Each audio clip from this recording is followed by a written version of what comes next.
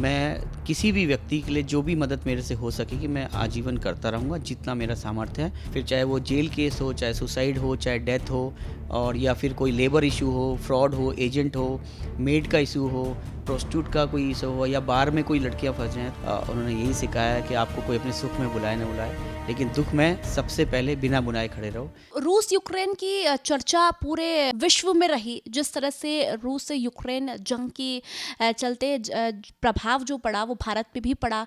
कई ऐसे बच्चे थे जो रूस यूक्रेन की जंग के दौरान वहाँ पर फंसे हुए थे। वो अपने घर आना चाहते थे, वो खाना चाहते थे, वो ज़िंदगी जीना चाहते थे, लेकिन एक डर का माहौल था। लेकिन जब समाज में से एक व्यक्ति विशेष निकलता है, बचपन से ही जब उसकी सोच होती है कि उसे कुछ करना है, लोगों के लिए करना है, तो एक बड़ा एग्जाम्पल हमारे सामने आता है कि किस तरह से रूस यूक्रेन जंग के दौरान कई लोगों ने बच्चों की हेल्प की, बच्चों को भारत में पहुंचाया, उनके माँ बाप से मिलाया, सारी हेल्प की। और ऐसे ही एक उदाहरण हमारे साथ इस वक्त मौजूद है। गिरीश पंत जी, बहुत बहुत स्वागत है सुदर्शन पर आपका। धन्यवाद सुदर्शन न्यूज़ का।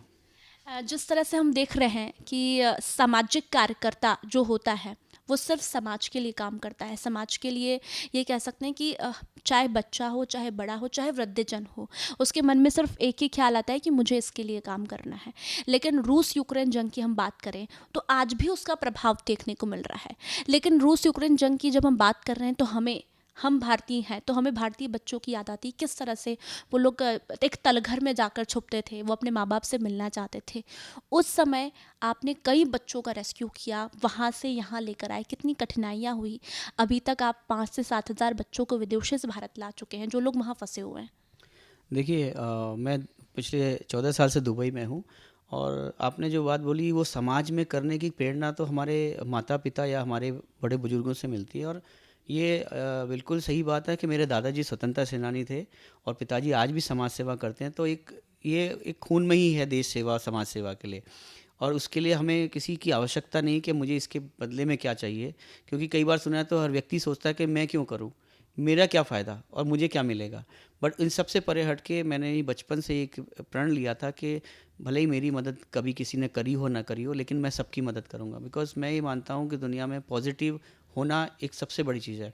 और हम बात करते हैं पॉजिटिविटी की तो जब हम इम्पॉसिबल बोलते हैं तो impossible itself says I am possible. So ये धारणा लेके मैं रशिया यूक्रेन की बात करी आपने, तो मुझे किसी एक मीडिया चैनल के माध्यम से एक सूचना आई थी कि 3 उत्तराखंड के बच्चे वहाँ फंसे हुए हैं तो आप उनको हेल्प कीजिए। तो जब मेरा उनसे ग्रुप में जुड़ना हुआ और मैंने उस ग्रुप में उन्हीं बच्चों को बोला कि आप अलग अलग जगह में, क्योंकि मैं तो दुबई में रहता हूँ 5,000 किलोमीटर दूर, तो मुझे उस जगह का मालूम नहीं था। मैंने वो 15 बच्चों, उन 3 लड़कों के माध्यम से 15 ग्रुप बनाए व्हाट्सएप में और हर ग्रुप में 150-200 बच्चे, तो करीब 2,500 बच्चों से मैं कनेक्टेड था जो कि not able to connect with the embassy and उनका संपर्क नहीं होता। और फिर एम्बेसी भी अपनी तरफ से पूरे प्रयास में थी, हमारे मिनिस्ट्री ऑफ एक्सटर्नल अफेयर हो, एम्बेसी हो, बट इतनी ज़्यादा कॉल्स थी कि वो नहीं कर पा रहे थे। तो कर रहे थे लेकिन उनको संपर्क नहीं हो रहा था, चाहे नेटवर्क की प्रॉब्लम। तो मैं एक मीडियम बना कि मैं एम्बेसी ऑफिशियल से टच में था, तो मैं उनको ये बोलता था कि यहाँ पे 10 बच्चे हैं, 100 बच्चे हैं, 500 बच्चे हैं, इनको खाना नहीं है, यहाँ पे बमबारी हो रही है। तो उनको फिर जो एम्बेसी और मिनिस्ट्री ऑफ एक्सटर्नल अफेयर की गाइडलाइंस थी कि बंकर में चले जाओ या करो, वो गाइडलाइंस मैं उन बच्चों को देता था। और वो एडवाइजरी एम्बेसी और कौंसलेट के बीच में उन बच्चों की दूरी जो थी उसको मैंने मिलाने की कोशिश करी और उनको उसी तरह से गाइडेंस दी जैसा जैसा मुझे दिशा निर्देश एम्बेसी हमारी से ऑफिसर्स ने दिया या मिनिस्ट्री ऑफ एक्सटर्नल अफेयर की एडवाइजरी ट्विटर के माध्यम से या सोशल मीडिया के माध्यम से मुझे मिलती थी। और उन बच्चों को उसी तरह गाइड करके कम से कम 1200-1300 बच्चे तो भारत पहुँचे, बाकी बच्चे दूसरी कंट्रीज़ में माइग्रेट हुए। बिल्कुल, देखिए रूस यूक्रेन जंग के अलावा जब मैं आपके बारे में पढ़ रही थी, रूस यूक्रेन जंग के अलावा भी कई ऐसे बच्चे हैं जो कि विदेशों में फंसे थे, भारत आना चाहते थे, उन्हें भी आपने निकाला। जी, मैं 2014 से जब 2013 में उत्तराखंड में बाढ़ आई थी, जब केदारनाथ और बाढ़ आई थी, तो मैं खुद उत्तराखंड से हमारे वहाँ के कई लोगों ने सामग्री और धन दिया था। तो मैं उत्तराखंड खुद धारचूला तक गया था और मुझे 38 आवर्स लगे थे दिल्ली से धारचूला पहुँचने में। और मैं रात को 3 बजे पहुँचा था सुबह के।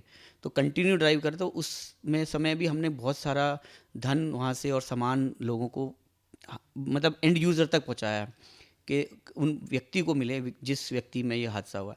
तो उस समय से फिर ये स्टार्टिंग हुई। पहले तो मैं इंडिया में भी समाज सेवा करता था काफ़ी सालों से, कैसे रोड में किसी का एक्सीडेंट हो जाए तो उसको हॉस्पिटल छोड़ना है, या बाइक किसी की ख़राब हो जाए, मतलब जो भी रोड में किसी विक्टिम को देख के। और 2014 के बाद फिर एक समुद्र भर में एक भारतीय फंस गया था, तो उसकी बॉडी डूब गई थी, उसकी बॉडी का पता नहीं चला, तो उसकी तमिलनाडु की फैमिली को उनको इन्फॉर्मेशन किया, वहाँ के 2 बच्चे निकाले। तो ये सिलसिला चलते चलते फिर चाहे वो जेल केस हो, चाहे सुसाइड हो, चाहे डेथ हो, और या फिर कोई लेबर इशू हो, फ्रॉड हो, एजेंट हो, मेड का इशू हो, प्रोस्टिट्यूट का कोई इशू हो, या बार में कोई लड़कियां फंस जाएं, तो इस तरह के कई सारे मामले ऐसे थे जहाँ पे मैं direct ministry of external affair, तो उस समय सुषमा जी स्वराज जी हमारी लेट मिनिस्ट्री के साथ, उनके कई सारे उनको इन्फॉर्मेशन, और उनके साथ, और हमारी दुबई कॉन्सुलेट जनरल और एम्बेसी के साथ काम किया। तो उन सब के कोऑर्डिनेशन से मैं उन लोगों की करीब अब तक 5-7 हज़ार लोगों तक मैं टच कर चुका हूँ जिनको निकाला है। क्या बात है! जब इस तरह से आप बच्चों की मदद करते हैं, उन बच्चों को पता लगता है कि जिस तरह से आप उनकी मदद कर रहे हैं, उन्हें उनके घरवालों से मिलाते हैं, कैसा लगता है? वो बच्चे क्या रिव्यू देते हैं?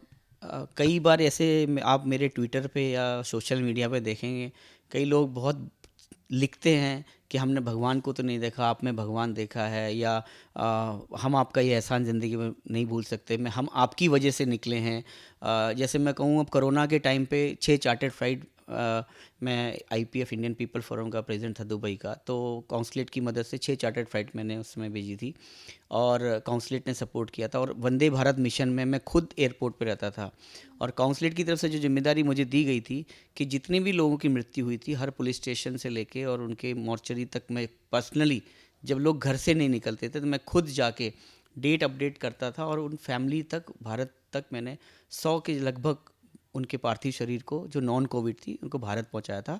और 450-500 लोगों का क्रेमेशन, मैं वहाँ पे हिंदू क्रेमेशन ग्राउंड है उसका बोर्ड मेंबर हूँ, तो वहाँ पे उनका क्रेमेशन भी कराया। और कोरोना के चलते जो इमरजेंसी केसेस थे, अब 4 लाख से 6 लाख लोगों ने एग्ज़िट प्लान किया था, तो अब एम्बेसी ने वॉलंटियर हायर किए थे जो वॉलंटियर काउंसिल में बैठ के काम करे। तो I am also one of the volunteer, जो मेरा जिम्मेदारी थी। हमने हैदराबाद से लेके तमिलनाडु के जो लेबर ब्लू कॉलर वर्कर्स थे, उनका पासपोर्ट से लेके फाइन, इमिग्रेशन, वो सब इमिग्रेशन से फाइन कर। भावना आती है, इसीलिए हम में संस्कृति है, भावना है, प्रेम है। एक आखिरी सवाल, आगे क्या लक्ष्य है? बस लक्ष्य यही है मेरा जीवन का कि जब तक इस श्वास है जीवन में, मैं किसी भी व्यक्ति के लिए जो भी मदद मेरे से हो सके कि मैं आजीवन करता रहूँगा, जितना मेरा सामर्थ्य है। दूसरा, मेरी अंतिम इच्छा यही है कि मैं जब इस देश से जाऊँ, इस समाज, इस देश से जब मैं दुनिया छोड़ूं, तो मैं तिरंगे में जाना चाहता हूं। और मैं चाहता हूं कि मैं देश में, आर्मी में तो भर्ती नहीं हो पाया, लेकिन मैं चाहता हूं कि जिस देश से जब जाऊं तो तिरंगे में लिपट के जाऊं, ताकि लोगों के दिलों में ज़िंदा रह सकूं, और लोग याद करें कि ऐसे लोग भी होते हैं। इस भावना को लेकर मैं काम कर रहा हूं। मेरे को न तो धन के लिए काम करता हूं, न किसी पद के लिए। बस यही भावना, यही संस्कार माता पिता के मिले हैं कि उन्होंने यही सिखाया है कि आपको कोई अपने सुख में बुलाए न बुलाए, लेकिन दुख में सबसे पहले बिना बुलाए खड़े रहो। यही मेरे पिताजी ने कहा है, और वही कोशिश कर रहा हूँ। और ये आज मैं जो कुछ भी हूँ, अपने माता पिता की वजह से हूँ, और मुझे इसकी गर्व भी है, क्योंकि मैंने अपने पिताजी के साथ दुकान में वो सब्जी भी बेची है, मैंने वो पान भी लगाए हैं और ख़ुद भी खाए हैं, ऐसा नहीं है। लेकिन एक ज़मीन से उठ के कभी सोचा नहीं था कि हम राष्ट्रपति अवार्ड मिलेगा। पिताजी बार बार कहते भी है कि मैंने इतनी सेवा करी, कुछ क्या मिला मुझे, तो लेकिन हमने कुछ मिलेगा करके नहीं सोचा, लेकिन जो मिला है माता पिता के आशीर्वाद से, इतना बड़ा सम्मान देश के लिए, समाज के लिए।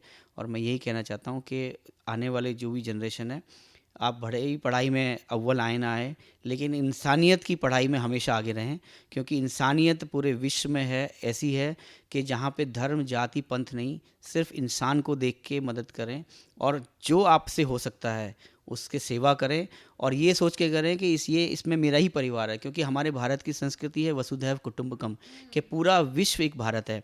और मैं जब किसी व्यक्ति को देखता हूँ या किसी परेशान व्यक्ति को देखता हूँ, तो उसमें अपने परिवार को देखता हूँ कि अगर मेरा परिवार होता तो मैं क्या करता। कि जितने भी भारतीय विदेशों में नौकरी के लिए जाना चाहते हैं, और जानते हैं, और जाना भी चाहिए, अगर किसी को कोई अपॉर्चुनिटी मिलती है तो मैंने भी यही सोच के जॉब ढूंढी और मुझे मिली, और मैं भी नौकरी कर रहा हूँ। तो सबसे पहले मैं ये कहना चाहूँगा, जो भी हमारे विदेश मंत्रालय मंत्रालय हैं या हमारी जो मिशंस विदेशों में हैं, उनसे संपर्क करें। वो कंपनी कैसी है, कंपनी के बारे में पता करें।